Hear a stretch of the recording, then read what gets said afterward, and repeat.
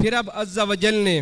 कुरान पाक सूरह निसा में रब अज़्ज़ा वजल ने इरशाद फरमाया वाबुदुल्लाह वला तुशरिकु बिही शैया व बिल वालिदैनि इहसाना।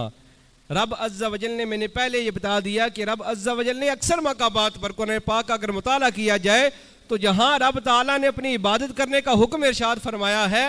वहाँ मुत्तसिल साथ किसी और चीज़ को जिक्र करने के बजाय रब ताला ने जिस काम करने का हमें हुक्म इरशाद फरमाया है वो ये इरशाद फरमाया है कि वबिल वालिदैनि इहसाना। अब दूसरी जो आया मुबारका में पेश कर रहा हूँ सूरह निसा में रब अज़्ज़ा वजल ने इरशाद फरमाया कि वाबुदुल्लाह, अल्लाह अज़्ज़ा वजल की इबादत करो, वला तुशरिकु बिही शैया, उसके साथ किसी को शरीक ना ठहराओ। फिर साथ ही इरशाद फरमा दिया वबिल वालिदैनि इहसाना, कि अपने वालिदैन के साथ क्या करो, एहसान करो। और अब ये बात याद रखनी चाहिए कि जो वालिदैन के साथ एहसान करने का रब अज़्ज़ा वजल ने हुक्म इरशाद फरमाया है